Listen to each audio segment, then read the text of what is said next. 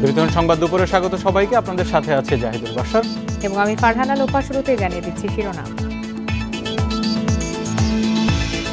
দুর্নীতির টাকায় মিরপুর বিআরটি এর কর্মকর্তা কর্মচারীদের বিলাসী জীবন। অফিস সহকারীও কাজ করেন এসি কক্ষে।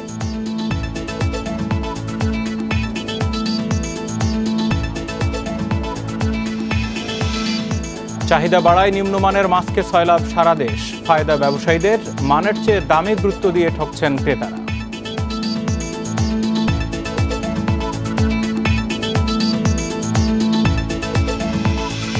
চার দফা দাবিতে দেশ জুড়ে স্বাস্থ্য সহকারীদের লাগাতার কর্মবিরতি। বেশিরভাগ জায়গায় বন্ধ টিকা কার্যক্রম।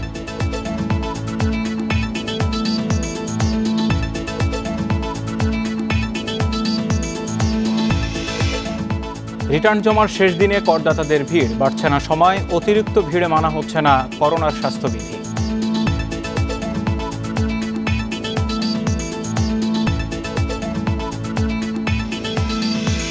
উত্তরের কয়েক জেলায় মৃদু শৈত্যপ্রবাহ। ঘূর্ণিঝড়ের আশঙ্কা না থাকায় এবার শীতের তীব্রতা কম থাকার আশা।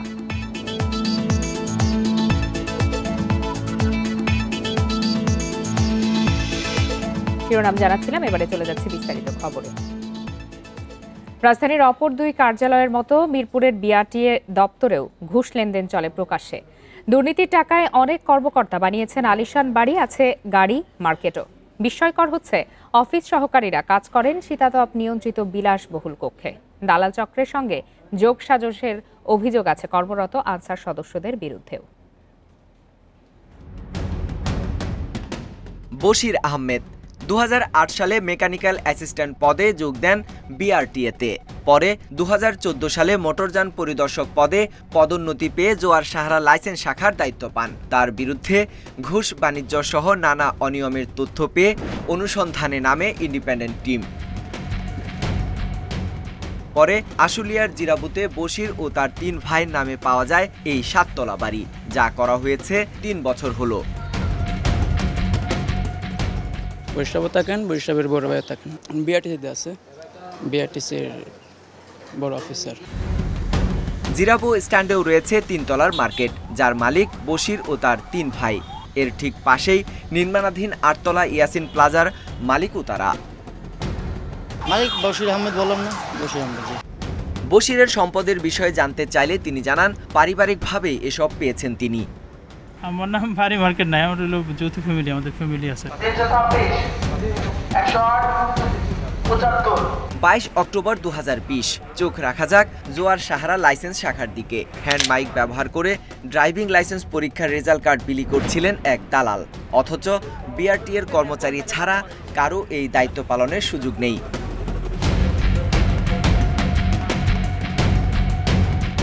এ ব্যাপারে জানতে জোয়ার সাহারা অফিসে প্রবেশ করতে চায় ইন্ডিপেন্ডেন্ট টিম। গেটের সামনেই বাধা। পরে মোটরযান পরিদর্শক তানভীর আহমেদের কাছে নিয়ে যাওয়া হয়। কেন বাধা দিলেন? আমি সামনে বলবো, বাধা দেওয়ার ক্ষমতা আছে বলে আমি বললাম। প্রবেশের ক্ষেত্রে কোনো বাধা নিষেধ নাই, অবশ্যই আসতে পারেন। শীতাতপ নিয়ন্ত্রিত আলিশান এই কক্ষে বসে অফিস করেন উচ্চমান সহকারী ইমদাদুল হক শামীম ও অফিস সহকারী সজীব হাসান। পদাধিকার অনুযায়ী তারা AC room, secretariat chair, table কিংবা ওয়াকিটকি ব্যবহারের সুযোগ না থাকলেও তারা তা করছেন। নানা অনিয়মের আখড়ায় পরিণত হয়েছে জোয়ার সাহারার এই কার্যালয়টি। এর চেয়ে ভয়াবহ দুর্নীতির চিত্র উঠে এসেছে আমাদের অনুসন্ধানে। এবার যাওয়া যাক ফিটনেস শাখার দিকে। এখানেও মাইকিং করে ফিটনেস সনদ বিতরণ করছিলেন আরও এক দালাল আরিফ। ক্যামেরা দেখে হঠাৎ উধাও তিনি। পরে হাতে নাতে ধরা হয় তাকে। এর কিছুক্ষণ পরে একই কাজ করতে দেখা যায় এক আনসার সদস্যকে, যদিও এ কাজ তার নয়।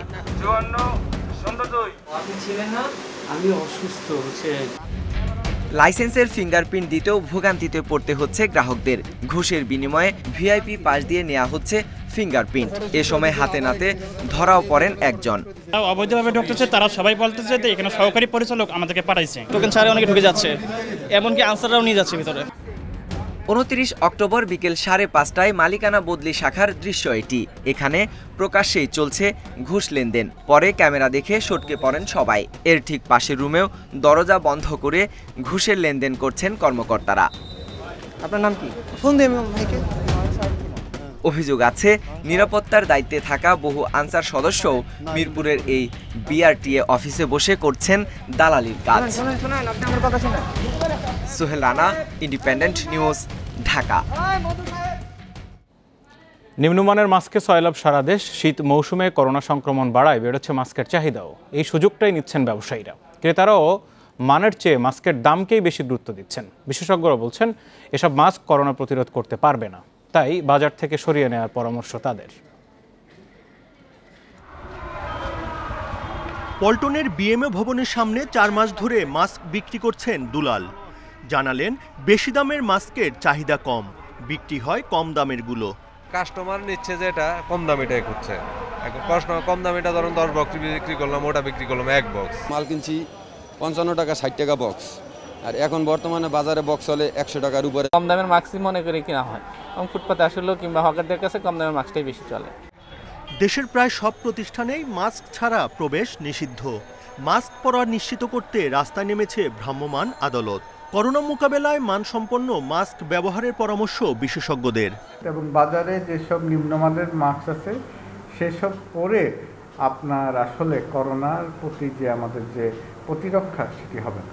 যখন আপনি কোনো একটা জিনিস পরিধান করবেন একটি ধারণা নিয়ে যে সেটি আমাকে প্রতিরক্ষা দিচ্ছে, প্রতিব্রূহ দিচ্ছে, আসলে কিন্তু সেটি আপনাকে কোনো ধরনের প্রিভেনশন দিচ্ছে না, এবং সেটি পরে যখন আপনি যাবেন সেটি কিন্তু আপনার জন্য আমি মনে করি বিপদের কারণ হতে পারে। করোনার জন্য যদি আপনি প্রতিরোধকল্পে যদি কোনো মাস্ক কিনতে চান, আপনাকে কোয়ালিটি মাস্কে যেতে হবে, এবং তার দাম হয়তো একটু বেশিও হতে পারে।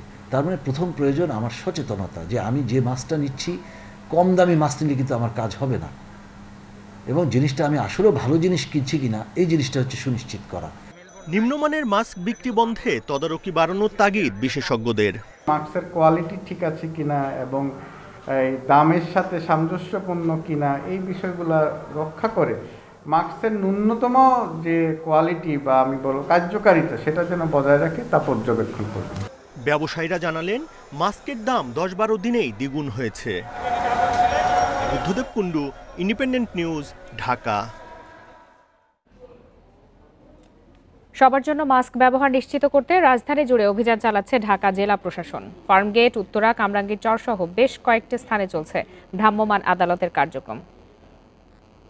মন্ত্রিপরিষদ বিভাগের নির্দেশনায় ঢাকা জেলা প্রশাসনের অভিযানে মাস্ক না পরে রাস্তায় বের হয় অনেককেই করা হচ্ছে জরিমানা। জনবহুল এলাকা ফার্মগেটে অনেকেই ঘোরাফেরা করছেন মাস্ক না পরে। কেন মাস্ক পরেননি জানতে চাইলে নানা অজুহাত দেখাচ্ছেন তারা। ঢাকা জেলা প্রশাসনের নির্বাহী ম্যাজিস্ট্রেট সাইফুল ইসলাম জানান, টানা অভিযানে মাস্ক ব্যবহারকারীর সংখ্যা বাড়লেও মাস্ক ব্যবহারের বিধি মানছেন না অনেকেই। জরিমানা নয়, সচেতনতা সৃষ্টি করাই মূল লক্ষ্য জানিয়ে করোনা থেকে সুরক্ষা পেতে সবাইকে মাস্ক ব্যবহার সহ পূর্ণাঙ্গ স্বাস্থ্যবিধি মেনে চলার আহ্বান জানান তিনি।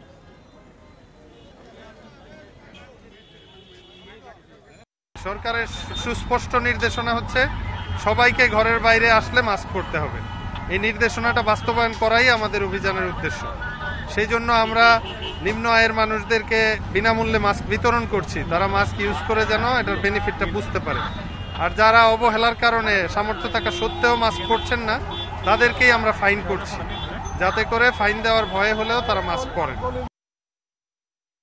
এ বিষয়ে আরো বিস্তারিত জানাতে রাজধানীর ফার্মগেট থেকে আমাদের সাথে যোগ দিয়েছেন সহকর্মী বিপ্রজিৎ চন্দ। বিপ্রজিৎ, এই যে ভ্রাম্যমাণ আদালতের অভিযান বেশ কয়েকদিন ধরে চলছে, এর ফলে মানুষের মধ্যে মাস্ক পরা নিয়ে কতটুকু সচেতনতা বেড়েছে? আপনি তো শুরু থেকেই এই অভিযানের খোঁজ খবর রাখছেন, এবং এরই সাথে আরেকটু জানতে চাইবো যে আমাদের প্রতিবেদনে বলা হচ্ছিল যে এই মাস্ক ব্যবহারে মানুষের মাস্কের প্রতি বাধ্যবাধকতা যখন থেকেই জারি করা হয়েছে তখন থেকে নিম্নমানের মাস্কে বাজার সয়লাভ হয়ে গেছে। এ বিষয়ে ভ্রাম্যমাণ আদালতের কোনো কার্যক্রম আছে কিনা? দেখুন, আমি আপনার সর্বশেষ প্রশ্নের উত্তরটি আগে দেওয়ার চেষ্টা করি। আপনি জানেন যে 17ই নভেম্বর থেকে আসলে এই অভিযানটি শুরু হয়েছে এবং আজকে টানা 14 দিনের মতো অভিযান চলছে।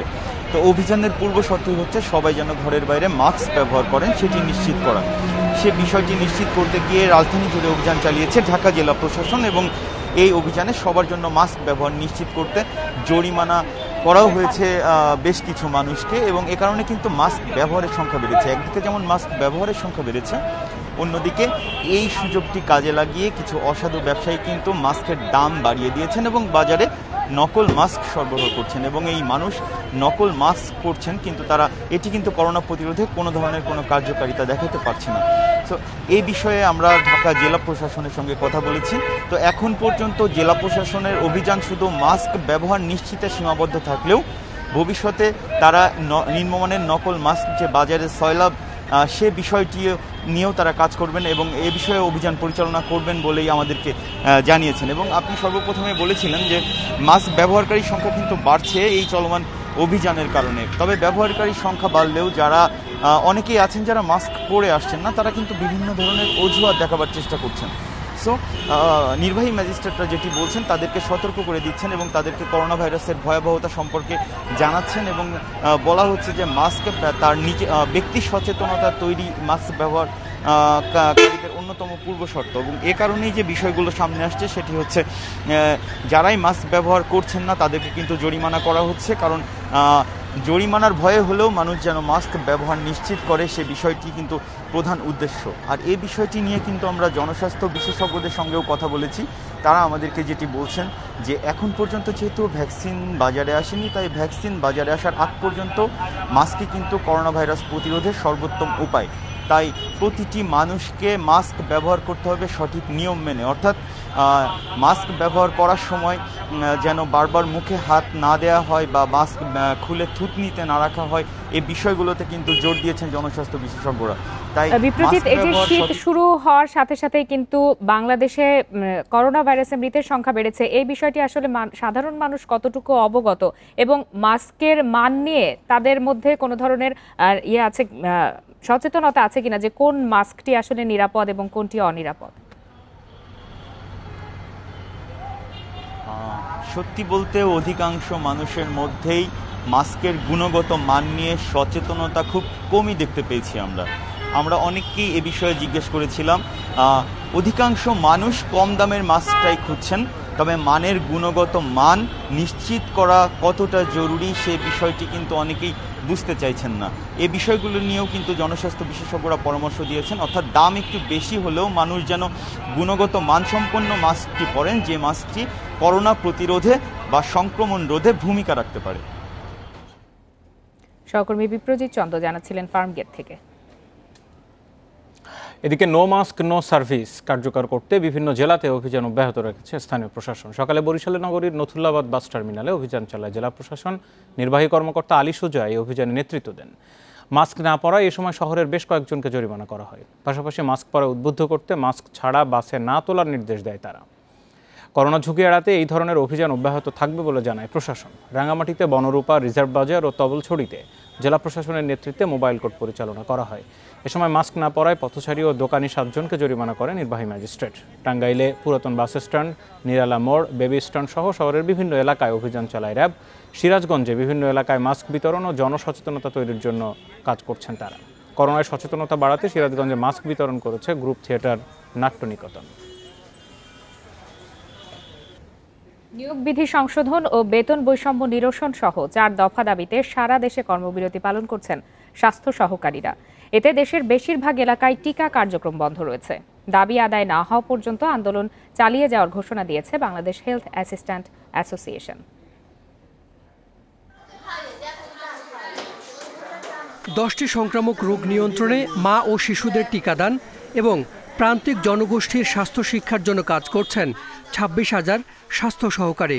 4 দফা দাবি আদায়ে এবার আন্দোলনে নেমেছেন তারা। মঙ্গলবার থেকে চলছে কর্মবিরতি। স্বাস্থ্য সহকারীদের দাবি সংশোধন করতে হবে নিয়োগ বিধি। 16তম গ্রেডের পরিবর্তে স্বাস্থ্য পরিদর্শক, সহকারী স্বাস্থ্য পরিদর্শক ও স্বাস্থ্য সহকারীদের নিতে হবে 11, 12 ও 13তম গ্রেডে। আমাদের দাবি না মানলে তো আমরা এরকমই করব। আমরা কোনোদিন আর কাজ করব না, আমরা তো ন্যায্য দাবি করতেছি। নিয়োগ বিধিতে আমাদের টেকনিক্যাল পদমর্যাদা চাই, আমরা আমাদের কাজের স্বীকৃতি চাই। আমরা যে টেকনিক্যাল কাজ করি সেই টেকনিক্যাল কাজের স্বীকৃতি আমরা চাই। যেখানে সারা বাংলাদেশে বিভিন্ন ডিপার্টমেন্ট বন্ধ ছিল, আমরা স্বাস্থ্য অধিদপ্তর আন্ডারে আমরা কাজ করেছি, কিন্তু আমরা আজ পর্যন্ত 22টি বছর অপেক্ষা করার পরও আমরা কোনো আমাদের ন্যায্য দাবি আমরা ফিরে পাই না। স্বাস্থ্য সহকারীদের কর্মবিরতির কারণে দেশের 1,20,000 অস্থায়ী টিকাদান কেন্দ্র ও উপজেলা স্বাস্থ্য কমপ্লেক্সের বেশিরভাগই অনেক সেবা বন্ধ। এতে প্রতিদিন কমপক্ষে 40 থেকে 45,000 মা ও শিশু টিকা থেকে বঞ্চিত হচ্ছেন। এনাদের কর্মবিরতি, যার জন্য টিকা দিতে পারতেছে না, এই জন্য বাচ্চাকে নিয়ে ফেরত চলে যাচ্ছে বাসায়। বিশেষ করে ইপিআই কার্যক্রম অত্যন্ত ব্যাহত হচ্ছে। বেশ কয়েকটা সেশন আমরা ড্রপ হয়ে গেছে অলরেডি। সারা দেশে 9 মাস থেকে 11 বছরের নিচে প্রায় 3 কোটি শিশুকে হামরুবেলার টিকা দেয়া হবে 5 ডিসেম্বর। দাবি আদায় না হলে এ কর্মসূচিতে অংশ না নেওয়ার ঘোষণা দিয়েছেন আন্দোলনকারীরা। খুব দ্রুত করোনা ভ্যাকসিন বাংলাদেশে ঢুকবে। যদি আমরা এই ক্যাম্পেইন না করি তাহলে এই করোনা ভ্যাকসিন রাখা খুব ব্যাঘাত ঘটে যাবে, রাখার মতো কোনো জায়গা নাই। আমরা অবশ্যই কাজে ফিরে যেতে চাই। সেক্ষেত্রে কর্তৃপক্ষকে আমাদের দাবির বিষয়টি তাদের বিবেচনা করতে হবে। দাবির সঙ্গে একমত হলেও স্বাস্থ্য অধিদপ্তর বলছে হামরুবেলার কর্মসূচিকে লক্ষ্য করে স্বাস্থ্য সহকারীদের আন্দোলন দুঃখজনক। স্বাস্থ্য ব্যবস্থাকে জিম্মি করে তারা দাবি আদায় করবে, এটা আমরা একেবারেই পছন্দ করছি না। তাদেরকে আমরা বুঝিয়েছি যে সামনে এমআর ক্যাম্পেইন আছে, তোমরা এই ক্যাম্পেইনটা করো, কার্যক্রম বিপিআই কার্যক্রম স্বাভাবিকভাবে পরিচালনা করো। আমরা অবশ্যই তাদের দাবি নিয়ে আমরাও কাজ করব। আগামী বছরের শুরুতে করোনার ভ্যাকসিন দেশে আসার কথা।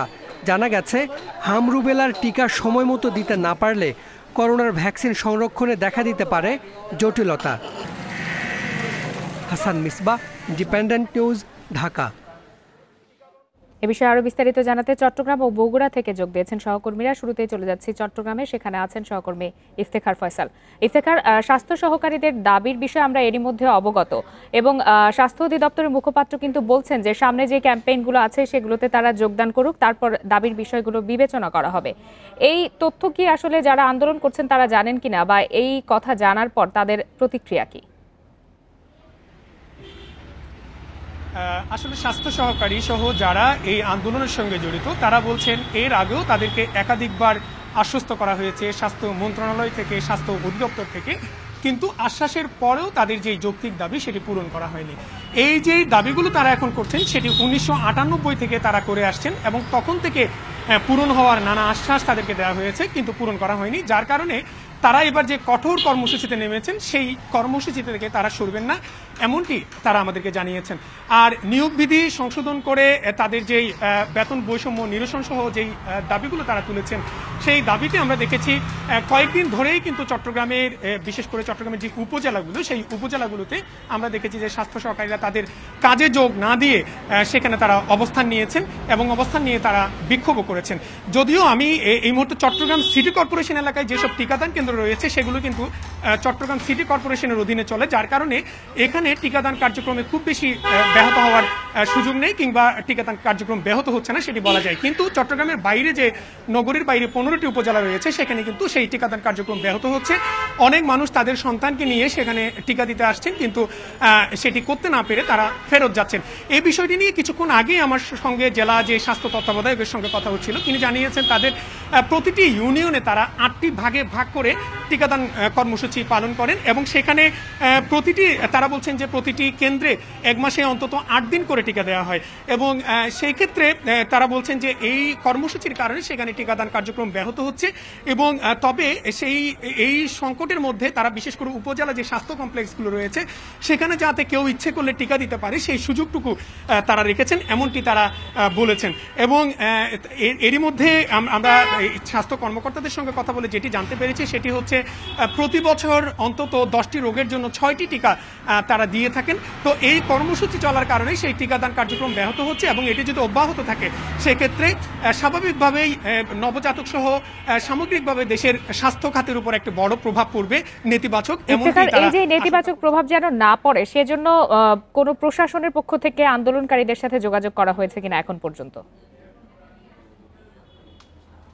যেহেতু এটি হচ্ছে একেবারে কেন্দ্রীয়ভাবে এই আন্দোলনটি হচ্ছে, অর্থাৎ তাদের যেই সংগঠনের কেন্দ্রীয় নেতারা বসে এটি সিদ্ধান্ত নিচ্ছেন, তারা বলছেন তারা কেন্দ্রের সঙ্গে যোগাযোগ করে যাচ্ছেন আন্দোলনকারীরা। যদি কেন্দ্র থেকে কোনো নির্দেশনা আসে, যদি তাদেরকে সরকারের যারা কর্মকর্তা রয়েছেন কিংবা স্বাস্থ্য অধিদপ্তরের যারা কর্মকর্তা রয়েছেন তারা যদি সেইভাবে আশ্বস্ত করতে পারে কিংবা একটি সমঝোতায় আসতে পারে, তখনই তারা তাদের যেই কর্মবিরতি সেটি তারা প্রত্যাহার করে নেবেন এবং তারা বলছেন যে তারা তাদের সেই কাজে যোগ দিবেন। কিন্তু এবার তাদের একটি অনড় অবস্থান আমরা দেখতে পেয়েছি। তারা বলছেন যে এর আগেও অনেকবার যেহেতু আশ্বস্ত করা হয়েছে, এবার খুব সুনির্দিষ্টভাবে যদি তাদেরকে আশ্বস্ত করা না যায় কিংবা একটি সমঝোতার মধ্যে আসা না যায়, সেক্ষেত্রে তারা তাদের যে আন্দোলন সেই আন্দোলন থেকে সরবেন না। এবং সারা দেশে তো টিকাদান কার্যক্রম ব্যাহত হবে, চট্টগ্রামে কেবল 24 লাখ শিশুর টিকাদান কার্যক্রম ব্যাহত হচ্ছে বলে আমরা স্বাস্থ্য যারা কাজ করেন স্বাস্থ্য নিয়ে তাদের মাধ্যমে আমরা জানতে পেরেছি। ইফতেখার, আপনি আমাদের সাথেই থাকুন। এবারে আমরা বগুড়ার পরিস্থিতি জানতে চলে যাচ্ছি সহকর্মী আমিরুল লতিফের কাছে। আমিরুল, চট্টগ্রামের কথা তো আপনি শুনছিলেন, বগুড়ায় কি অবস্থা, কি ধরনের কর্মসূচি পালন করছেন আন্দোলনকারীরা এবং সেখানকার টিকা কার্যক্রম আসলে কতটা ব্যাহত হচ্ছে? আসলে সারা দেশের মতো বগুড়াতেও একইভাবেই আন্দোলন চলছে গত 26শে নভেম্বর থেকে। তাদের যে 4 দফা দাবি আছে, বিশেষ করে বেতন বৈষম্য যেটি আছে সেটি স্বাস্থ্য পরিদর্শক, সহকারী স্বাস্থ্য পরিদর্শক এবং স্বাস্থ্য সহকারীদের যে বেতন গ্রেড সেটি তাদের মূল দাবি। এবং তাদের কথা হচ্ছে যে 98 সালে মাননীয় প্রধানমন্ত্রীর ঘোষণার পরে এই বছরের ফেব্রুয়ারিতে যে স্বাস্থ্যমন্ত্রী যে লিখিত প্রতিশ্রুতি দিয়েছিলেন সেটি জুলাইয়ের 1 তারিখ থেকে কার্যকর হওয়ার কথা ছিল, কিন্তু এখনও পর্যন্ত তারা সেরকম কোনো নির্দেশনা বা ঘোষণা বা কোনো ধরনের কাগজপত্র তাদের কাছে আসেনি। এই জন্য তারা কঠোর আন্দোলনে যেতে বাধ্য হয়েছেন, এরকমটি তারা বলছেন। বগুড়া পুরা জেলায় 609 জন স্বাস্থ্য পরিদর্শক, সহকারী স্বাস্থ্য পরিদর্শক এবং স্বাস্থ্য সহকারী রয়েছেন এবং পুরো বগুড়া জেলায় 2740টি কেন্দ্রে এই যে টিকাদান কর্মসূচি যেটি নিয়মিত চলার কথা সেটি বন্ধ রয়েছে, যার কারণে টিকাদান যেটি শিশুদের যেটি টিকাদান সেটি ব্যাহত হচ্ছে। এবং আমরা সকালবেলা এই সদর উপজেলা স্বাস্থ্য কমপ্লেক্সে এসে দেখেছি যে বেশ কয়েকজন রোগী তারা এখানে স্বাস্থ্যসেবা না পেয়ে ফিরেও গেছেন। তো এইরকম যে তাদের যে অবস্থান, চট্টগ্রাম থেকে যেরকম সহকর্মী জানাচ্ছিলেন যে এবারের যে আন্দোলনটি তারা আসলেই অনেক অনড়ভাবে তারা করছেন এবং ফাইনাল কোনো একটি সিদ্ধান্ত না আসা পর্যন্ত তারা এই ধরনের আন্দোলন চালিয়ে যাবেন। নিয়মিত টিকা তো আছেই, সেই সাথে সামনে করোনার টিকা আসার একটি সম্ভাবনা রয়েছে, যেখানে বাংলাদেশ কিন্তু বেশ কিছু টিকা বিনামূল্যে পাওয়ারও সম্ভাবনা রয়েছে। এরকম একটি সময়ে আন্দোলন করছেন স্বাস্থ্য সহকারীরা, তারা আসলে সাধারণ মানুষের ভোগান্তির বিষয়টিকে কিভাবে দেখছেন? তারা এই ভোগান্তির বিষয়টিকে আসলে নিজেদের সমস্যার সাথেই তুলনা করছেন যে যখন বাংলাদেশের সমস্ত প্রতিষ্ঠান বন্ধ ছিল তারা জীবনের ঝুঁকি নিয়ে এই করোনাকালীন যে স্বাস্থ্য সেবাগুলো তারা দিয়েছে, তারা বাড়ি বাড়ি গিয়ে মানুষের নমুনা সংগ্রহ করেছে ও কোয়ারেন্টাইন থাকতে বাধ্য করেছে, অনেক ক্ষেত্রে উদ্বুদ্ধ করেছেন। তো যেহেতু তারা খুব কঠিন একটা সময়ে সেবা দিয়ে গেছে, সেহেতু সরকারের কাছে তাদের দাবি যে খুব দ্রুততম সময়ে তাদের এই দাবিগুলো মেনে নিয়ে যেন স্বাস্থ্যসেবাটা তারা নিরবিচ্ছিন্নভাবে দিতে পারেন, এটি তারা বলছে। তারা বলছে যে তাদের এই দাবিগুলো অযৌক্তিক না, তারা রাষ্ট্রবিরোধী কোনো কাজ করতে চান না, রাষ্ট্রের ক্ষতি হয় এরকম কোনো কাজ করতে চান না, কিন্তু তাদের দাবিগুলো যাতে দ্রুত মেনে নেওয়া হয় এই জন্যই তারা এই আন্দোলনটি করছেন। এবং যতক্ষণ পর্যন্ত না সেন্ট্রাল থেকে কোনো ধরনের ঘোষণা আসবে কর্মবিরতি প্রত্যাহারের, ততক্ষণ পর্যন্ত বগুড়াতেও এই কর্মবিরতিটা চালিয়ে যাবেন বলে তারা আমাদেরকে জানিয়েছেন। আমিরুল লতিফ এবং ইফতেখার ফয়সাল জানাচ্ছিলেন স্বাস্থ্য সহকারীদের কর্মবিরতির বিষয়। ডোপ টেস্টে মাদক সেবনের বিষয় প্রমাণিত হওয়ায় কুষ্টিয়ায় কর্মরত 8 পুলিশ সদস্যকে চাকরিচ্যুত করা হয়েছে। এদের মধ্যে 2 জন উপপরিদর্শক, 2 জন সহকারী উপপরিদর্শক এবং বাকিরা কনস্টেবল হিসেবে কর্মরত ছিলেন। জেলা পুলিশের পক্ষ থেকে জানানো হয়, সন্দেহভাজন ও গোয়েন্দা থেকে প্রাপ্ত তথ্যের ভিত্তিতে 2019 সালের মে মাসে প্রথম কয়েকজন পুলিশ সদস্যের ডোপ টেস্ট করানোর নির্দেশ দেন। পরীক্ষায় এসব সদস্যের নিয়মিত মাদক সেবনের রিপোর্ট আসে। এরপর গত 1.5 বছরে পর্যায়ক্রমে 11 জনের ডোপ টেস্ট করা হয়, যার মধ্যে 9 জনের মাদক সেবনের বিষয়টি নিশ্চিত হওয়া গেছে। এদের মধ্যে 8 জনকে চাকরিচ্যুত করা হয়েছে। এছাড়া একজন সার্জেন্ট সহ 2 জনের বিষয়ে তদন্ত অব্যাহত আছে। আমরা বেশ কিছু লোককে আমরা ডোপ টেস্ট করিয়েছি এবং এই ডোপ টেস্টে আমরা 10 জনকে পজিটিভ পেয়েছি। তো 10 জনকে পজিটিভ পেয়েছি, তার ভিতরে বিভাগীয় ব্যবস্থা গ্রহণ করার পরে অলরেডি 8 জনকে চাকরিচ্যুত করা হয়েছে, যার মধ্যে 2 জন সাব ইন্সপেক্টর আছেন, 2 জন এএসআই আছেন, অ্যাসিস্ট্যান্ট সাব ইন্সপেক্টর আর আছে 4 জন আছে কনস্টেবল, আর 2 জনের বিভাগীয় মামলা অলরেডি ইন প্রসেস, তারা বিভাগীয় মামলা অলরেডি চলছে। শেষ দিনে আয়কর রিটার্ন জমা দিতে সকাল থেকে উপচে পড়া ভিড় কর অফিসে। রিটার্ন দাখিলকারীদের সর্বোচ্চ সেবা দিচ্ছেন আয়কর কর্মকর্তারা। তবে শেষ দিনে অতিরিক্ত ভিড়ের কারণে মানা যাচ্ছে না করোনার স্বাস্থ্যবিধি। পাশাপাশি আজ সারা দেশে পালিত হচ্ছে আয়কর দিবস। এর আগে রিটার্ন জমার সার্বিক পরিস্থিতি নিয়ে রোববার সংবাদ সম্মেলন করেন এনবিআর চেয়ারম্যান। তিনি জানান ২৬ নভেম্বর পর্যন্ত রিটার্ন জমা হয়েছে ১৩.৫ লাখ, যা গত বছরের একই সময়ের চেয়ে কিছুটা বেশি। যদিও এবছর কর আদায় কমেছে। সময় বাড়ানোর আবেদন করা করদাতাকে প্রতি মাসের জন্য আয়করের অর্থের ওপর মাসিক 2% হারে বিলম্ব সুদ দেবার নিয়ম রয়েছে। তবে যদি যৌক্তিক আবেদন করা হয় তাহলে বিলম্ব সুদ মওকুফ করা হতে পারে।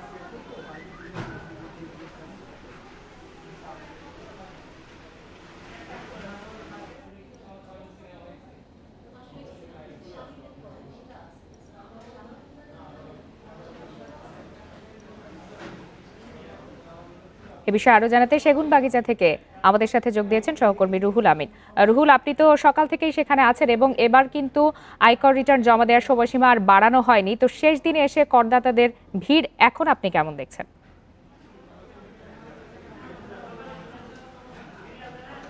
আপনাকে ধন্যবাদ। সকাল থেকেই আমরা সেগুনবাগিচায় ছিলাম, এখন আমরা পুরনো পল্টনে কর অঞ্চল 13 এসেছি। এই কর অঞ্চলে যে বিশেষ সেবা দেয়া হচ্ছে, এখানে ভিড় তুলনামূলক কম এবং সচেতনভাবেই আমরা এখানে এসেছি। আর কারণ আপনি জানেন যে এখন শীতকাল, করোনা সংক্রমণের ঝুঁকি এখন অনেক বেশি। আমরা বেশ কয়েকটি কর অঞ্চলে গিয়েছি এবং সেখানে দেখেছি মানুষ দীর্ঘ লাইনে দাঁড়িয়ে গাদাগাদি করে ঠেলাঠেলি করে একরকম তারা রিটার্ন জমা দিচ্ছেন এবং সেখানে করোনা সংক্রমণের ঝুঁকি অনেক বেশি। সে কারণে সচেতনভাবে এরকম ভিড়ের এলাকাগুলো আমরা এড়িয়ে তুলনামূলক কম ভিড় যেখানে, সেইখানে এসেছি আপনার সঙ্গে লাইভে যুক্ত হওয়ার জন্য। আমরা এখানে এসে যেটা দেখছি যে শেষ দিনে সকাল 9টা থেকেই করদাতারা এই রিটার্ন জমা দেওয়ার জন্য আসছেন। এনবিআর কর্মকর্তারা বলছেন যদিও অফিস আওয়ার 5টা, তবে যতক্ষণ পর্যন্ত করদাতারা আসবেন ততক্ষণ তারা সেবা দেওয়ার চেষ্টা করবেন। তাদের জনবলকে তারা ঠিক সেভাবেই প্রস্তুত করেছেন। তবে আমরা এনবিআরের বিভিন্ন পর্যায়ের কর্মকর্তাদের সঙ্গে কথা বলেছি, তারা যেটি জানাচ্ছেন যে শেষ মুহূর্তে এনবিআর রিটার্ন জমা দেওয়ার সময় বাড়ানোর বিষয়ে চিন্তাভাবনা করছে। আইনি দিকগুলো এনবিআর কর্মকর্তারা খতিয়ে দেখছেন যে রিটার্ন জমার সময় বাড়ানো যায় কিনা, সেই বিষয়গুলো বিশ্লেষণ করছেন। বিকেলের মধ্যেই একটি ঘোষণা আসতে পারে যে আজকের মধ্যেই রিটার্ন জমার যে আইনি নিয়ম সেটি শেষ হয়ে গেলেও নতুন করে করদাতাদের যারা দিতে পারছেন না বা টাইম প্রেয়ার সময় আবেদন করেছেন তাদেরকে আরও কিছুটা সময় দেওয়া হবে কিনা, সেই ঘোষণাটা এনবিআরের পক্ষ থেকে বিকেলের মধ্যেই আসতে পারে। আমরা গতকালকেও সংবাদ সম্মেলনে এনবিআর চেয়ারম্যানের কাছে জানতে চেয়েছিলাম, তিনি যদিও বলেছেন যে সময় বাড়ানোর সুযোগ নেই বা সময় বাড়ানো হবে না বলে সাফ জানিয়েছেন। তারপরও আমরা শুনেছি যে গতকালও এবং আজও এনবিআরের বিভিন্ন পর্যায়ে, সরকারের বিভিন্ন পর্যায়ে এই বিষয়টি নিয়ে আলোচনা হয়েছে। আপনি জানেন যে আজকে আয়কর দিবস 30 নভেম্বর। আইনে বলা হয়েছে যে 30 নভেম্বরের মধ্যেই রিটার্ন জমা দিতে হবে এবং সে কারণে এনবিআর বলছে যে সময় বাড়ানোর সুযোগ নেই। কিন্তু এবার যেহেতু করোনা ভাইরাসের সংক্রমণের মতো একটা পরিস্থিতি তৈরি হয়েছে, সেই কারণে আবার এটিকে মানবিকভাবে ভিন্ন দৃষ্টিকোণ থেকে দেখার চেষ্টা করছে এনবিআর এবং সরকার। সেই কারণে শেষ মুহূর্তে একটি অন্যরকম সিদ্ধান্ত আসতে পারে, সময় বাড়ানোর সিদ্ধান্ত আসতে পারে। এবং এনবিআর কর্মকর্তাদের সঙ্গে আমরা কথা বলেছি, বিশেষ করে যারা সেবা দিচ্ছেন তাদের সঙ্গে আমরা কথা বলেছি। তারা বলছে যে এনবিআর যদি এই সিদ্ধান্ত নেয় তবে তারা এনবিআরের সিদ্ধান্ত অনুযায়ী করদাতাদের সেবা দেবেন এবং সেই জন্য তারা প্রস্তুত রয়েছেন। এই ছিল আমার কাছে সবশেষ খবর। জানাচ্ছিলেন সহকর্মী রুহুল আমিন। করের বোঝার কারণে কেউ যেন অর্থ পাচার না করে সে বিষয়ে লক্ষ্য রাখার আহ্বান জানিয়েছেন এনবিআর চেয়ারম্যান আবু হেনা মোহাম্মদ রহমাতুল মুনিম। সকালে রাজধানী রাজস্ব ভবনে আয়কর দিবস উপলক্ষে আয়োজিত সেমিনারে তিনি এই আহ্বান জানান। এ সময় কর কর্মকর্তাদের হয়রানির মানসিকতা থেকে বের হয়ে আসার নির্দেশ দেন এনবিআর চেয়ারম্যান। করদাতার ভয় দূর করতে ডিজিটাল প্রযুক্তির ব্যবহার বাড়ানোর তাগিদ দেন তিনি। এনবিআর চেয়ারম্যান জানান 100 বছরের পুরনো আইন আধুনিকায়ন করা হচ্ছে। করদাতার সেবায় চালু করা হবে কল সেন্টার।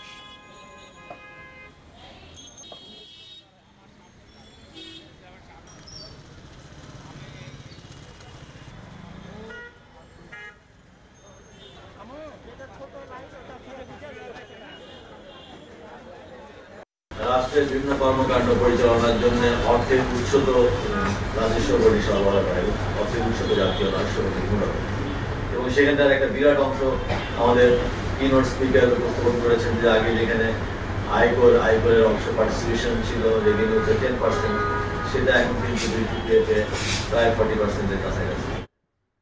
পানগাঁও কাস্টম হাউসের যুগ্ম কমিশনার লুৎফুল কবিরের শাস্তির দাবিতে রাজধানীতে রাজস্ব ভবনের সামনে বিক্ষোভ করেছেন কাস্টমস কর্মকর্তা কর্মচারীরা। আন্দোলনকারীরা যুগ্ম কমিশনারের বরখাস্ত সহ দৃষ্টান্তমূলক শাস্তির দাবি জানিয়েছেন। দ্রুত ব্যবস্থা না নিলে আগামীকাল থেকে আরও কঠোর আন্দোলনের হুঁশিয়ারি দিয়েছেন আন্দোলনকারী কর্মকর্তা কর্মচারীরা।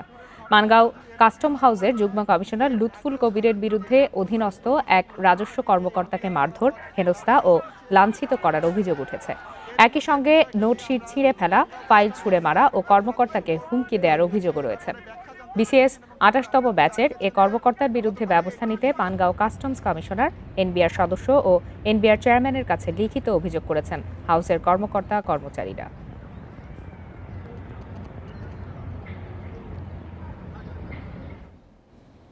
দেখছেন বিরতিহীন সংবাদ দুপুর। সংবাদে আরো যা থাকছে।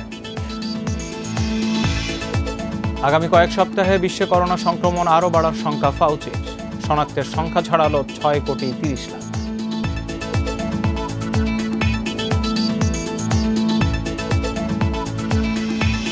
পরিকল্পিতভাবে মারাদোনাকে হত্যার সন্দেহ, আর্জেন্টিনার বিচার বিভাগের নির্দেশে চিকিৎসকের বাসা ক্লিনিকে তল্লাশি।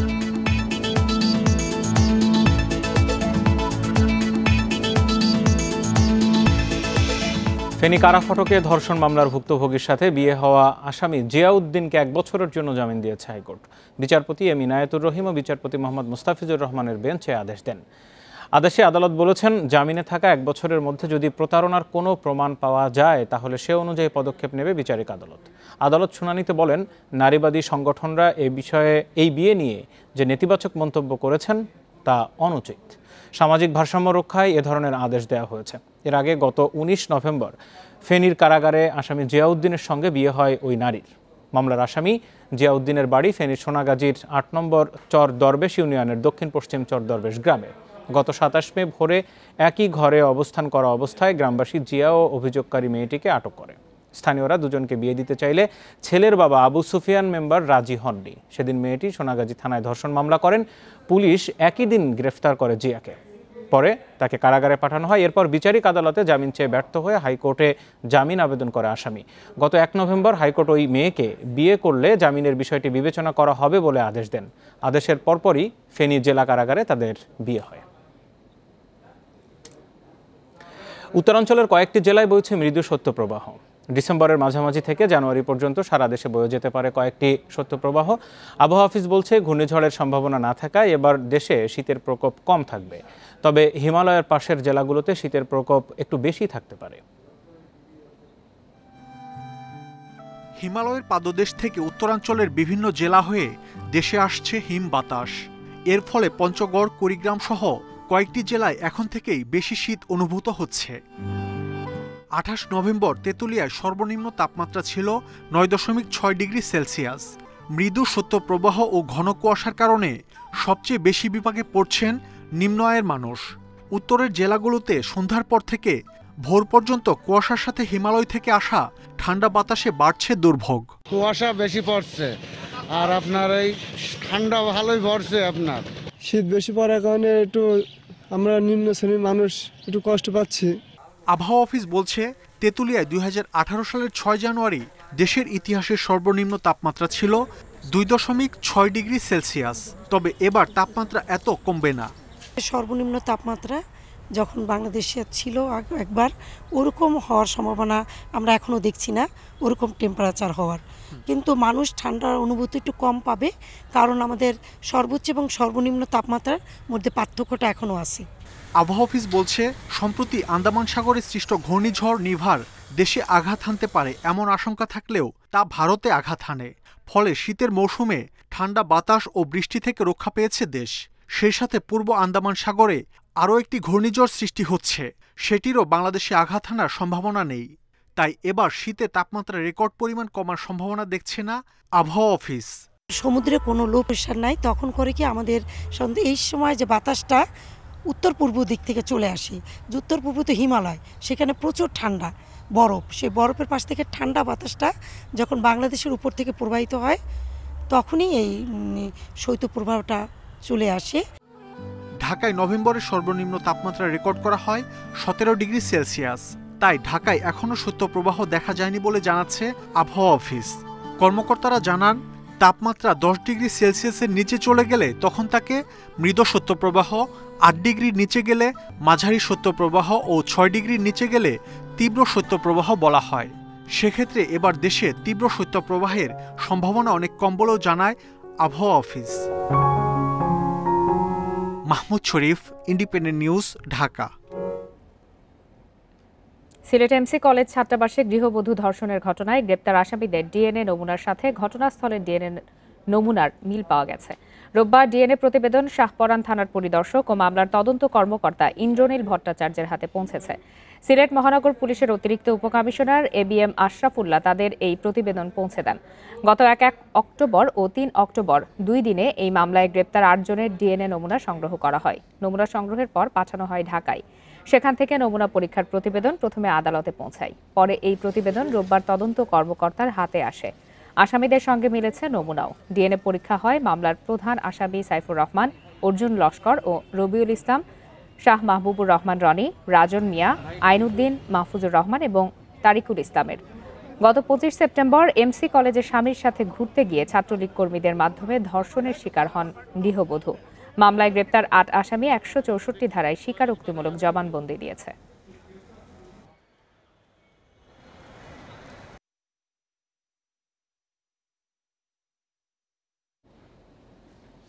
টাঙ্গাইলে সড়ক দুর্ঘটনায় এক আনসার সদস্য সহ 2 জন নিহত হয়েছেন। এ সময় আহত হয়েছে 3 জন। সোমবার টাঙ্গাইলের এলেঙ্গা এলাকায় এই দুর্ঘটনা ঘটে। নিহতরা হলেন আনসার সদস্য সানোয়ার হোসেন ও সবুজ মিয়া। তাদের 2 জনের বাড়ি গোপালগঞ্জে। এলেঙ্গা হাইওয়ে ফাঁড়ির অফিসার ইনচার্জ কামাল হোসেন জানান, একটি টোব্যাকো কোম্পানির 4টি কাভার্ড ভ্যান ও একটি মাইক্রোবাস ঢাকা থেকে রংপুর যাচ্ছিল। এলেঙ্গা এলাকায় পৌঁছালে বিপরীত দিক থেকে আসা একটি গাড়ির সাথে মাইক্রোবাসের সংঘর্ষ হয়। এতে ঘটনাস্থলেই মাইক্রোবাসে থাকা 2 জন নিহত ও 3 জন আহত হয়। আহতদের টাঙ্গাইল জেনারেল হাসপাতালে ভর্তি করা হয়েছে। ঢাকা উত্তর সিটি কর্পোরেশনের প্রয়াত মেয়র আনিসুল হকের মৃত্যুর 3 বছর আজ। তার মৃত্যুর পরে ঢাকা উত্তর সিটি কর্পোরেশনের বড় উদ্যোগগুলোর গতি কমেছে। গণপরিবহন ব্যবস্থা ঢেলে সাজানো ও সবুজ নগরী গড়ার উদ্যোগ থমকে গেছে। তবে আলোর মুখ দেখছে ইউটার্ন প্রকল্প। 2015 সালে ঢাকা উত্তর সিটি কর্পোরেশনের মেয়রের দায়িত্ব নেন আনিসুল হক। সামনে এনেছিলেন সচল ঢাকা গড়ার প্রতিশ্রুতি। বেশ কিছু উদ্যোগ নিলেও স্বপ্নযাত্রা থামে মাঝপথে। স্বপ্ন পূরণে হার না মানলেও হার মানতে হয়েছে মৃত্যুর কাছে। মাত্র 2 বছর 2 মাস 24 দিন দায়িত্ব পালন করেছেন আনিসুল হক। এই অল্প সময়ের মধ্যে ঢাকাবাসীকে স্বপ্ন দেখিয়েছিলেন স্মার্ট নগরী গড়ার। মৃত্যুর পর আনিসুল হকের নেওয়া সেই প্রকল্পগুলো কতদূর এগিয়েছে? আনিসুল হকের নেওয়া উদ্যোগগুলোর মধ্যে ছিল বনানীর ফুড কোর্ট। রেস্তোরাঁগুলোর আকাশ ছোঁয়া খাবারের দাম থেকে কর্মজীবী মানুষ ও শিক্ষার্থীদের মুক্তি দিতে এই উদ্যোগ নিয়েছিলেন তিনি। তবে আনিসুল হকের মৃত্যুর পর আর আলোর মুখ দেখেনি প্রকল্পটি। চলে গেছে অবৈধ দখলে। তেজগাঁও ট্রাক টার্মিনালের সামনের সড়ক দখলমুক্ত করেছিলেন আনিসুল হক। এর সুফল এখনও পাচ্ছে মানুষ। কিন্তু ধীরে ধীরে আগের রূপে ফেরার প্রবণতা তৈরি হয় দেখা দিয়েছে শঙ্কা। উদ্যোগ নিয়েছিলেন গাবতলীতে সিটি কর্পোরেশনের দখল হয়ে যাওয়া 52 একর জমি উদ্ধার করে নগরবাসীর জন্য কাজে লাগানোর। কিন্তু এখনও বহাল তবিয়তে দখলদাররা। সবখানেই তো নিম্ন একটা দোকান 5000 টাকার নিচে ভাড়া পাওয়া যায় না, ফুটপাতে আর যেখানে হোক। কার কাছ থেকে নিয়েছেন? এই মিলন ভাইয়ের কাছ থেকে। আমাদের যে কোম্পানি, ওনারও নিজের জায়গা না, উনি ভাড়া নিছে আরেকজনের থেকে। সিটি কর্পোরেশন টাকা দেন, আমরা দিন পলট মালিক দেয় কিনা আমরা জানি না, কিন্তু আমরা তো পলট মালিক থেকে নিছি। নগরবাসীর চলাচলের দুর্ভোগ কমাতে 5-6টি কোম্পানির অধীনে 4000 বাস চালুর পরিকল্পনা ছিল প্রয়াত মেয়রের। পরে আর গতি পায়নি সেই উদ্যোগ। স্থবিরতার কবলে সবুজ নগরী গড়ার কাজও। অনেক অল্প সময়ে সে যা যেই সকল সিগনিফিক্যান্ট পরিবর্তন এই শহরে করার চেষ্টা করেছে বা করেছে, এটা মানুষ সারা জীবনই মনে রাখবে তাকে। হ্যাটস অফ আনিসুল হক, এক কথায় খুবই ভালো একজন মানুষ ছিলেন। আর ওনার কাজের ধারাবাহিকতা আগায় নিতে ওনার কথা মনে রাখতে হবে এই দুজনকে। তবে আলোর মুখ দেখছে ইউটার্ন প্রকল্প। এবছরের মধ্যেই 11টি ইউটার্নের কাজ শেষ করতে চান বর্তমান মেয়র। জানালেন পর্যায়ক্রমে আনিসুল হকের অসমাপ্ত কাজগুলো সম্পন্ন হবে। আমাদের বাস রুট ফ্র্যাঞ্চাইজ এটাও কিন্তু আনিস ভাইয়ের কিন্তু আরেকটা অন্যতম স্বপ্ন, কিন্তু অনেক স্বপ্নের মধ্যে এটা কিন্তু অন্যতম স্বপ্ন। উনি অনেক খাটাখাটনি করেছে কিন্তু এটা দিয়ে। আমরা সবাইকে নিয়ে কিন্তু মিটিং করেছি। প্রথম মিটিংয়ে আমি ছিলাম, পরের মিটিংয়ে আমি কোভিডের জন্য যেতে পারিনি, বাট আমি জুমে মিটিংটা ছিলাম। আমাদের এটি কিন্তু কাজটা কিন্তু অনেক দূর কিন্তু এগিয়ে যাচ্ছে। 80 দশকে টেলিভিশন উপস্থাপক হিসেবে পরিচিতি পেয়েছিলেন আনিসুল হক। পরে ব্যবসায়ী নেতা হিসেবে সাফল্যের স্বাক্ষর রাখেন। সবশেষ রাজনীতিতে এসেও পেয়েছেন জনপ্রিয়তা। Adilur Rahman, independent news, Dhaka. যত্নের অভাবে মরতে বসেছে 500 বছরের প্রাচীন তেঁতুল গাছ। এরই মধ্যে শুকিয়ে গেছে গাছটির অগ্রভাগ। কাণ্ডের কাছে অনেক জায়গায় ধরেছে পচন। চাঁপাইনবাবগঞ্জের নাচলের এই গাছটি রক্ষায় প্রয়োজনীয় ব্যবস্থা ও বন্যপ্রাণী এবং পাখিদের অভয়াশ্রম সহ ইকো পার্ক গড়ে তোলার দাবি স্থানীয়দের। ডালপালা ছড়িয়ে 500 বছর ধরে এখনও নিজের অস্তিত্ব জানান দিচ্ছে তেঁতুল গাছটি। এই গাছটির কারণেই নাচলের সরলা গ্রাম সারা দেশেই পরিচিত।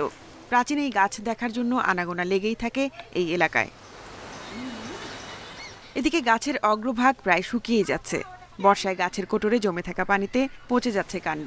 এই অবস্থায় গাছটিকে বাঁচিয়ে রাখতে প্রয়োজনীয় চিকিৎসা ও দেখভাল জরুরি বলে মনে করেন স্থানীয়রা। সরকারি যদি এর কোনো ব্যবস্থা না থাকে তাহলে এটা অবশ্যই একসময় হয়তো ধ্বংস হয়ে যাবে। এখন গাছ উপর থেকে পচে পচে নষ্ট হয়ে যাচ্ছে, ডাল ডুল ভেঙে যাচ্ছে। সরকার এখন পদক্ষেপ নেই এই গাছের জন্য, যে গাছটা কিভাবে রক্ষণ হবে। পানি টানি হলে রাস্তাটা বন্ধ হয়ে যায় কাদার সময়, গাড়ি টাড়ি আসতে পারে না, এটা একটা সমস্যা। তো রাস্তাটা হয়ে গেলে গাছের জন্য একটা ভালো হয়, মানুষের আশাটা এখানে ভালো হয়। মূল সড়ক থেকে 1 কিলোমিটার ভেতরে অবস্থান তেঁতুল গাছটির, কিন্তু সেখানে যাওয়ার পাকা সড়ক নেই। ফলে বিপাকে পড়েন দর্শনার্থীরা। সড়ক নির্মাণ ও গাছটি রক্ষায় প্রয়োজনীয় ব্যবস্থা নেওয়ার কথা জানায় উপজেলা প্রশাসন। সরজমিনে দেখে যদি ওনার ট্রিটমেন্টের প্রয়োজন হয় আমরা হয়তো হর্টিকালচারের সঙ্গে যোগাযোগ করে তাদেরকে নিয়ে এসে দেখাবো। গাছটাকে আমাদের সুরক্ষা করতে হবে, এটা আসলেই একটা আমাদের প্রত্নতাত্ত্বিক নিদর্শন হিসেবে আমি মনে করি। বড় এবং উঁচু হওয়া এই তেঁতুল গাছ বন্যপ্রাণী ও পাখিদের অভয়াশ্রম, তাই পাখি গাছটি সংরক্ষণ জরুরি বলছেন পরিবেশবাদীরা। Independent news desk. আগামী কয়েক সপ্তাহে করোনা সংক্রমণ আরও বাড়ার আশঙ্কা প্রকাশ করেছেন যুক্তরাষ্ট্রের শীর্ষ সংক্রামক রোগ বিশেষজ্ঞ অ্যান্থনি ফাউচি। বলেন, থ্যাঙ্কস গিভিংয়ের ছুটিতে স্বাস্থ্যবিধি না মানায় বাড়তে পারে সংক্রমণ। এদিকে বিশ্বজুড়ে একদিনে করোনায় আরও 7,200 প্রাণহানি হয়েছে, নতুন করে শনাক্ত 5 লাখেরও বেশি। এ নিয়ে বিশ্বে প্রাণহানি 14,64,000-এরও বেশি, আর আক্রান্ত ছাড়িয়েছে 6,30,00,000।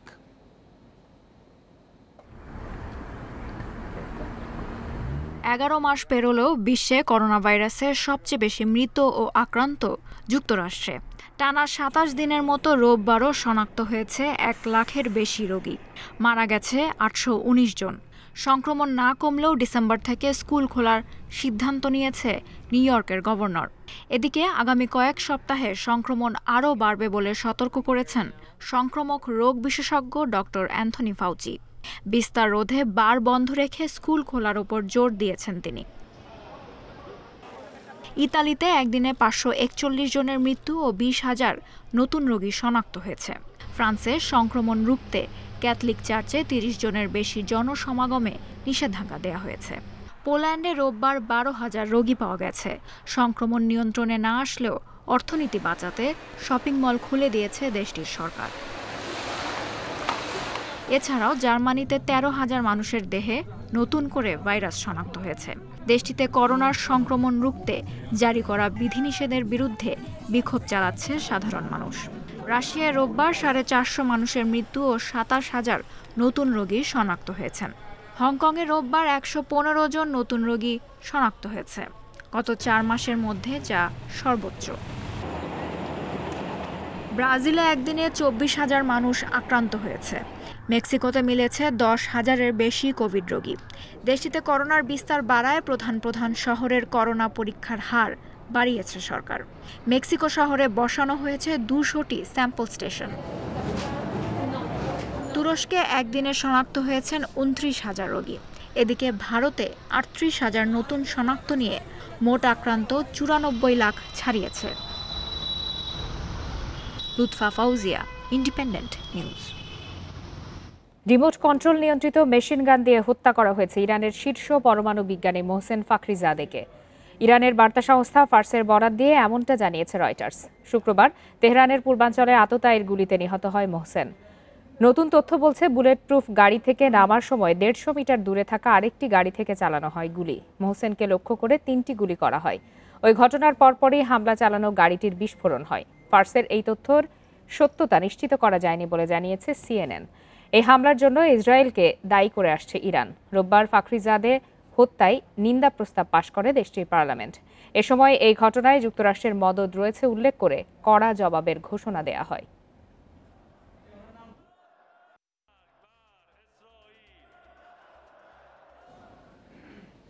চিকিৎসায় অবহেলা করে পরিকল্পিতভাবে মারাদোনাকে হত্যা করা হয়েছে এমন সন্দেহের তীর নিউরোসার্জন লিওপোলতো লুকের দিকে। আর্জেন্টিনার বিচার বিভাগের নির্দেশে এরই মধ্যে তদন্ত কাজ শুরু হয়েছে। তবে এই অভিযোগ পুরোপুরি অস্বীকার করছেন মারাদোনার মস্তিষ্কে অস্ত্রোপচার করা এই চিকিৎসক। বরং মারাদোনার বাসার পাশে কেন স্ট্যান্ড বাই অ্যাম্বুলেন্স ছিল না সেই প্রশ্ন ছুড়ে দিয়েছেন লোক। ধূম্রজাল তৈরি হয়েছে মারাদোনার মৃত্যু ঘিরে। মস্তিষ্কে সফল অস্ত্রোপচারের মাত্র 2 সপ্তাহ পর মারা যান আর্জেন্টাইন মহাতারকা। স্বাভাবিক মৃত্যু নয়, বরং পরিকল্পিতভাবে হত্যা করা হয়েছে সর্বকালের সেরা এই ফুটবলারকে, এমনটা আশঙ্কা করা হচ্ছে। সন্দেহের তীর ছোড়া হচ্ছে মারাদোনার চিকিৎসক লিওপোলতো লুকের দিকে। লুকই মারাদোনার মস্তিষ্কে অস্ত্রোপচার করেন, ছিলেন চিকিৎসার সার্বিক দায়িত্বে। বুয়েনোস আয়ার্সের প্রসিকিউটরদের অনুরোধে এই চিকিৎসকের বাসা ও ক্লিনিকে অনুসন্ধানের নির্দেশ দেয় আর্জেন্টিনার বিচার বিভাগ। সেই নির্দেশে পুলিশের 30 সদস্যের একটি দল তল্লাশি চালায়। ডক্টর লুকের computer, mobile phone, medical note খতিয়ে দেখা হয়। বুয়েনোস আয়ার্সের যে ক্লিনিকে মারাদোনা ভর্তি ছিলেন সেখানেও তল্লাশি করে পুলিশ। জিজ্ঞাসাবাদ করা হয় মারাদোনার চিকিৎসায় দায়িত্বরত নার্সদের। তদন্ত রিপোর্ট এখনো প্রকাশ না হলেও চিকিৎসকের সঙ্গে মারাদোনার দ্বন্দ্ব ছিল এমন সন্দেহ প্রসিকিউটরদের। তবে এই অভিযোগ পুরোপুরি প্রত্যাখ্যান করছেন ডক্টর লুক। বরং মারাদোনাকে নিয়ে আবেগঘন বার্তা দেন তিনি। আমি মারাদোনার যত্ন নিয়েছি, তাকে বাঁচানোর চেষ্টা করেছি। এটাই কি আমার দোষ ছিল? মারাদোনা তার বাসায় গিয়ে কিভাবে সুস্থ থাকবে তা তো আমার দেখার বিষয় না। আমি নিউরোসার্জন, আমার কাজ আমি ঠিকভাবে পালন করেছি। আমরা সবাই চাইতাম মারাদোনা যেন মাদক থেকে দূরে থাকে। তিনি কি চাইতেন? মারাদোনার চিকিৎসক লিওপোলতো লুকের দিকে অভিযোগের তীর ছোড়া হচ্ছে, কিন্তু লুকের ইঙ্গিত মারাদোনার অনিয়ন্ত্রিত জীবনের দিকে। শৃঙ্খলাবিহীন জীবনই মারাদোনার জন্য কাল হয়েছে বলে মনে করেন তিনি। লুক জানান, মাদক নিরাময় কেন্দ্রে যেতে চাইতেন না মারাদোনা। শেষ দিকে প্রচণ্ড অবসাদেও ভুগছিলেন আর্জেন্টাইন কিংবদন্তি। ফেরদৌস ইসলাম, ইন্ডিপেন্ডেন্ট নিউজ। মারাদোনা পরবর্তী আর্জেন্টিনার মহাতারকা তিনি। গুরুর প্রয়াণে মন কাঁদছে লিওনেল মেসির। নো ক্যাম্পে এলেনটেন গোল করে তা উৎসর্গ করেছেন ফুটবল ঈশ্বরকে। লা লিগায় বার্সেলোনাও জিতেছে 4-0 গোলের বড় ব্যবধানে। নো ক্যাম্পে ওসাসুনার বিপক্ষে শেষ গোলটি করেন মেসি, যা উৎসর্গ করেছেন কিংবদন্তি মারাদোনাকে। নিউ ওয়েলস ওল্ড বয়েজের 10 নম্বর জার্সি পরে সেই উদযাপন ছিল ম্যাচের বিশেষ অংশ। আর্জেন্টিনার এই ক্লাবে ক্যারিয়ারের শুরুতে যোগ দিয়েছিলেন মেসি। ওই ক্লাবেই দিয়াগো মারাদোনার সঙ্গে একত্রে খেলার সুযোগ হয় তার। বর্ণিল সেই সময়টুকু স্মৃতির মণিকোঠায় রেখে দিয়েছেন মেসি। গোল করেই বার্সার জার্সি খুলে ফেলেন এবং নিউ ওয়েলসের জার্সি পরে ঠিক মারাদোনার মতোই গোল উদযাপন করেন। অবশ্য জার্সি খোলাই হলুদ কার্ড দেখতে হয়েছে বার্সা অধিনায়ককে। এদিকে ইংলিশ প্রিমিয়ার লিগে সাউদাম্পটনের বিপক্ষে শেষ মুহূর্তের রোমাঞ্চে জিতেছে ম্যানচেস্টার ইউনাইটেড। প্রথমার্ধে 2 গোল হজম করে রেড ডেভিলস। বিরতির পর 1 গোল শোধ দেন ব্রুনো ফার্নান্দেজ। 74 মিনিটে সমতা ফেরান এডিনসন কাভানি। এরপর ইনজুরি টাইমে নাটকীয় জয় এনে দেন এই ইউরুগুয়ান স্ট্রাইকার।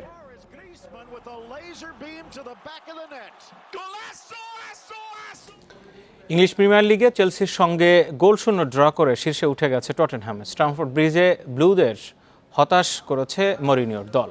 রক্ষণাত্মক ফুটবল খেলেছে টটেনহ্যাম। গোলের জন্য চেলসির 13টি শটের বিপরীতে মাত্র 5টি শট টটেনহ্যামের। প্রথমার্ধে গোল না পেয়ে দ্বিতীয়ার্ধে আক্রমণের ধার বাড়ায় চেলসি। তবে ট্যামি আব্রাহাম আর হাকিম জিয়াচ ফিনিশিংয়ে ব্যর্থ হওয়ায় গোলের দেখা মেলেনি। শেষ দিকে অলিভার জিরুড বদলি হিসেবে নেমে তিনিও ব্যর্থ হন। এই ড্রয়ে লিভারপুলের সমান 21 পয়েন্ট হলেও গোল ব্যবধানে এগিয়ে থাকায় শীর্ষে চলে গেছে টটেনহ্যাম। আর শীর্ষস্থান দখলের সুযোগ হারিয়ে 3 নম্বরে রয়ে গেল ল্যাম্পার্ডের দল। এদিকে ঘরের মাঠে হেরেছে আর্সেনাল। এমিরেটস স্টেডিয়ামে গানারদের বিপক্ষে উলভারহ্যাম্পটনের জয় 2-1 গোলে। টানা 3টি হোম ম্যাচ হেরে প্রিমিয়ার লিগে এবারই সবচেয়ে বাজে শুরু আর্সেনালের। 10 ম্যাচ খেলে 5টিতেই হেরেছে মিকেল আর্তেতার দল। অবস্থান পয়েন্ট টেবিলের 14 নম্বরে।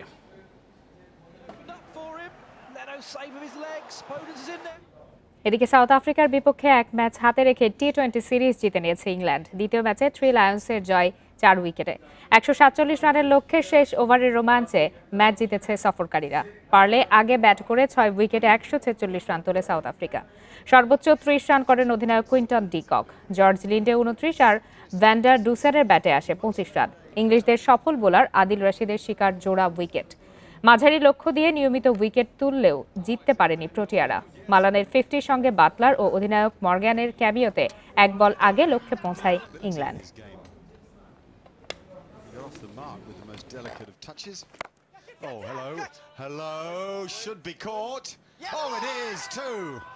শেষ করছি আজকের বিরতিহীন সংবাদ দুপুর। এতক্ষণ সাথে থাকার জন্য ধন্যবাদ। ফেসবুক, ইউটিউব আর টুইটারে চোখ রাখুন, সংবাদের আরো বিস্তারিত দেখতে পাবেন।